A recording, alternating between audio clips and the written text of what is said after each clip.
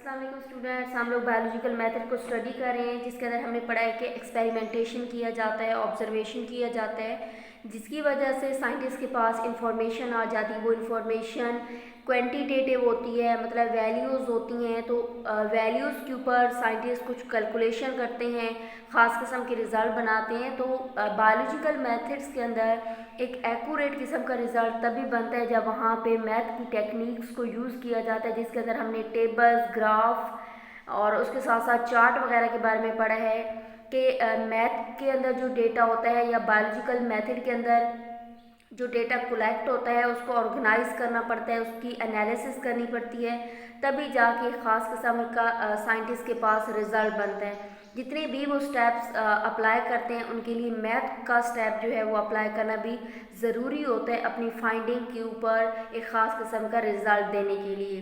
तो हम लोग बोलेंगे कि मैथ जो है वो बहुत इंपॉर्टेंट पार्ट है बायो का या किसी भी साइंस की ब्रांच का, जब वहाँ पे बायोलॉजिकल मेथड को यूज़ किया जा रहा होता है, जब एक्सपेरिमेंट किए जा रहे होते हैं।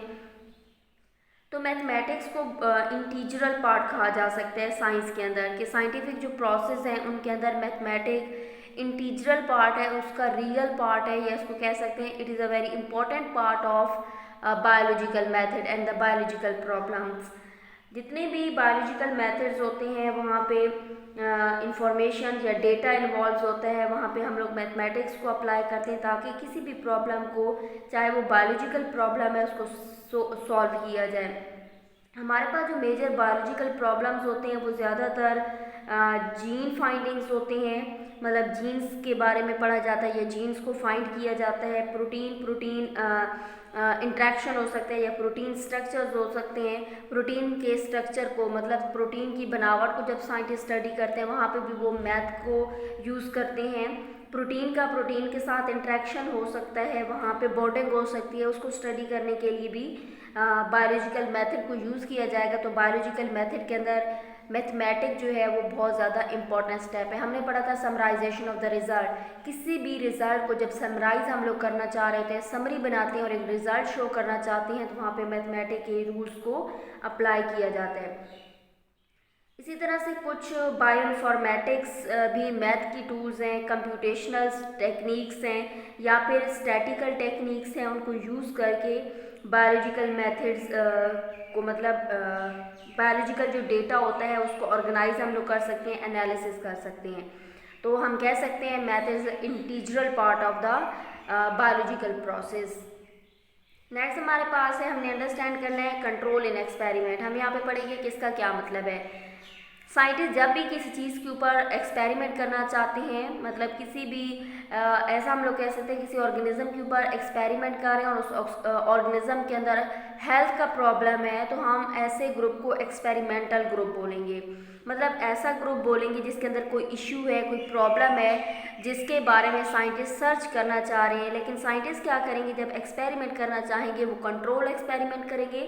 तो कंट्रोल एक्सपेरिमेंट का मतलब ये हुआ कि यहाँ पे साइंटिस्ट दो ग्रुप्स को लेंगे, दोनों को के ऊपर सेम एक्सपेरिमेंट करेंगे। एक हमारे पास ग्रुप होगा हेल्दी ग्रुप होगा। हेल्दी ग्रुप ऐसा ग्रुप होगा जिसके अंदर कोई भी प्रॉब्लम नहीं होगा, लेकिन साइंटिस्ट कंपेयर करने के लिए इसको ले रहे होंगे। हेल्दी ग्रुप को कंट्रोल ग्रुप कहा जाता है, लेकिन हमारे पास ऐसा ग्रुप जिसके अंदर कोई डिजीज़ होती है या कोई प्रॉब्लम होता है उसको एक्सपेरिमेंटल ग्रुप कहा जाता है। कंट्रोल इन एक्सपेरिमेंट्स के अंदर दो ग्रुप्स लिए जाते हैं, एक हमारे पास कंट्रोल ग्रुप है, एक हमारे पास एक्सपेरिमेंटल ग्रुप है। दोनों ग्रुप को सेम ट्रीट किया जाता है, मतलब जो जो प्रोसेस एक्सपेरिमेंटल ग्रुप पे होंगे वही प्रोसेस कंट्रोल ग्रुप पे होंगे, और दोनों के जो रिजल्ट सामने आएंगे उनको कंपेयर करके किसी भी चीज़ को समझा जा सकता है या प्रॉब्लम को समझा जा सकता है। तो हम लोग यहाँ पे एग्जाम्पल पढ़ेंगे कि हमारे पास एग्जाम्पल है, साइंटिस्ट दो प्लांट्स लेते हैं। एक प्लांट हमारे पास ऐसा प्लांट है जिसको ऐसी कंडीशन में रखा जाएगा जिसे कार्बन डाइऑक्साइड मिल रही होगी, और एक प्लांट ऐसा साइंटिस्ट लेंगे जिसको कार्बन डाइऑक्साइड फ्राम नहीं हो रही होगी। तो जिसको कार्बन डाइऑक्साइड मिल रही है उसको कंट्रोल ग्रुप बोला जाएगा, और ऐसा ग्रुप जिसको कार्बन डाइऑक्साइड नहीं मिल रही उसे एक्सपेरिमेंटल ग्रुप बोला जाएगा। जब देखा जाएगा लास्ट में, तो प्लांट कैन मेक फूड। ऐसे प्लांट जिनको कार्बन डाइऑक्साइड की फ्राहमी हो रही है वो अपनी खुराक नॉर्मल बना रहे हैं। एक्सपेरिमेंटल ग्रुप के पास कार्बन डाइऑक्साइड मौजूद नहीं थी, वो अपनी खुराक बनाने के काबिल नहीं हुए। जब दो ग्रुप्स को कंपेयर किया गया तो सामने रिजल्ट ये निकला कि कार्बन डाइऑक्साइड बहुत ज़्यादा ज़रूरी है प्लांट्स के लिए अगर वो अपनी नॉर्मल लाइफ गुजारते हैं और अपनी खुराक बनाते हैं, क्योंकि प्लांट कार्बन डाइऑक्साइड को, वाटर को सनलाइट की प्रेजेंस में ग्लूकोज बनाने के लिए या खुराक बनाने के लिए यूज़ करते हैं। तो हम लोग दो ग्रुप्स को जब कंपेयर करेंगे तो हमारे पास जो बात आएगी हम उसको क्लियरली अंडरस्टैंड कर सकेंगे। हमारे पास एक और एग्जांपल है कंट्रोल इन एक्सपेरिमेंट की, वो मलेरिया के बारे में है कि साइंटिस्ट क्या करते हैं, मलेरिया के पेशेंट का टेस्ट करना चाहते हैं तो वो आधे लोग ऐसे समझ लेंगे, वो 50 लोग क्या लेंगे, ऐसे लेंगे जिनको डिजीज़ है और 50 अपने पास ऐसे लोग लेंगे जिनको कोई प्रॉब्लम नहीं है। अब दोनों के ब्लड को जब वो टेस्ट करेंगे तो मलेरिया के पेशेंट के ब्लड के अंदर प्लाज्मोडियम उनको दिखाई देगा और जो हेल्दी पर्सन्स थे उनके ब्लड के अंदर प्लाज्मोडियम नज़र नहीं आएगा। तो साइंटिस्ट यहाँ से इजीली अंदाज़ा लगा सकते हैं कि प्लाज्मोडियम मलेरिया की वजह है, क्योंकि प्लाज्मोडियम तमाम मरीज़ों के खून में मौजूद था और जितने भी सेहतमंद लोग थे उनकी बॉडी के अंदर या उनके ब्लड के अंदर प्लाज्मोडियम कहीं भी नज़र नहीं आया।